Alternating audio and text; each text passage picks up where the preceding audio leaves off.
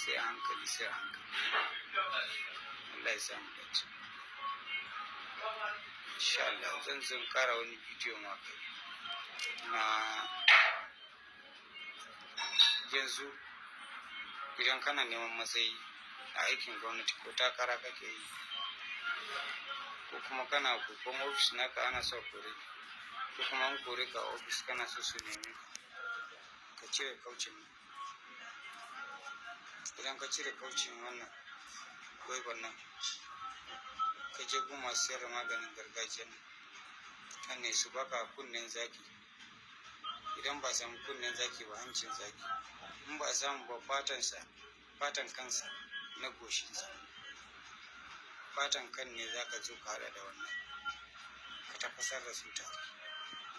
In ya nuna za ka tace fatan, za ka ɗauki fatan ne fa ka aji sauran tsakin itacen ka zubar, wanda ka tsaya yi ka yi wanka ɗaya da shi. Fatan zakin za ka yayya ka busa, in ya bushe sai ka saka kwalba ka zuba turare na gida ka ringa shafa. In za ka zo ka shafa dai ka ambata shunan wurin da kake so Allah ya baka matsayi a wurin ka ringa shafa. Yawanci kafin ka shafa sati ɗaya sati biyu za su neme. In ka koma kuma makirce mutum ko asadan shi zai kara wannan naka, dan za ka yi kwafar ciki. In ka yi magana cikin mutane kowa zai tsaya. Na fara magana kowa zai tsaya na kaman wani abu ne ya faru. A'a, kwarjini yake ba namiji. Na gida sirrikan akwai su, duniyan ne ya lalace. Wani sirri har zan ba sun yi tunani, wani mugu zai iya ɗauka fa je ya aure shi. Shi yasa nake ba kwa sama, amma wanda nake bayarwa duka na gwada na yi. Ina aiki da su ne ma fa, da su nake aiki. Allah ya samu dace. Bayan wannan mutumin da yake da hawan jini, wannan da ku daka ne ya yi laushi, ki tankaɗe ki daka ya yi laushi sosai, sai ki nema dusan gero, dusa na hatsi. Dusa na hatsi ma za ki ƙara dakawa ya yi laushi, sai ki tankaɗe ya haɗa da garin wannan din ki ringa zuba shayi kina sha. Komai na ƙarfin hawan jinin zai so. Diabetes in kana da shi, ciwon suga, komai yawan su zai so. Za ka ga yana dole in kana sha cokali biyu, cokali ɗaya, cokali biyu, cokali ɗaya har ya kare. Mai gida idan ka gama ya fi maganin bature. Maganin bature a take zai kwantar da gaba kuma ya tashi.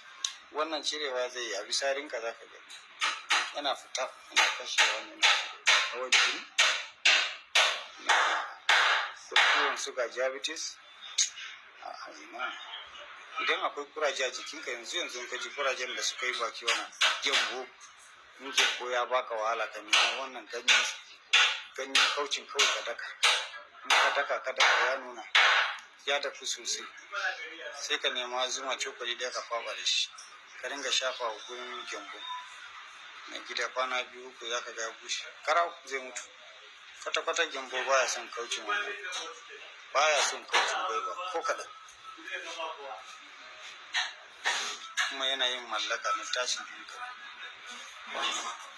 Ita ce mallaka na tashin hankali. Shi sandan kaucin wanda ganyen sandan, iya sandan ne zaki nema ta yawa ka kakkarya sai ki daka, ko kuma namiji ne ka kakkarya sai ka daka ka shanya. In ya bushe ka sake daka ya zama gari, sai ka nema rariya ka tankare, zai zama gari mai laushi wanda kake so ka mallake shi ko kuma wanda kike so ki mallake shi. Sai ki ɗauki cokali ɗaya ki saka a ƙaramin kofi ki roƙe Allah, ki tofa yawon ki sai ki gyara. In a miya ne, in abinci ne, in a shayi ne, mai shi ya sha so dafa an gama. Idan mijinki yana neman mata a rayu, tun ba ki sani ba kin zo kin sani, ya daina kwata-kwata. Kaucin nan, ganyen kaucin ne zaki nema da yawa ki cire, sai ki saka a cikin dodon gwari. Bari nuna ma dodon gwari. Wannan shine dodon gwari. ganyen wannan ne za ki saka cikin wannan da yawa har ya kusan cika, sai ki aje. Ki nemo inda ya taka sawun kafansa ko da takalmi ba dama, sai ki yi ba ki ƙara zuba a cikin bakin dodon koɗi ne. Sai ki nemo gidan zuma, akwai abin da na kiran totuwar zuma, za ki matse ki cire ruwan zuma sakin da shi, za ki rufe bakin wannan abu gam. Idan kin rufe bakin shi da shi gaba ɗaya kin rufe, sai ki nemo bakin kyalle ki ƙara saka ciki ki ɗaure gam. Kofan da yake shiga yana fita ki tona rami kaɗan, sai ki ajiye a kafin ki ajiye wani kaza kana fita kana bin mata, kana fita kana yin wani abu, ina so daga yau ka daina, yanzu zuwa karfe kaza kullum ka ringa zuwa karfe kaza, ki faɗa adadin time ɗin da kike so ya ringa zuwa gidan, ki tofa sai ki binne, an gama. In ya shigo ya fito shi ke sirri ya kama, shar abada ya daina.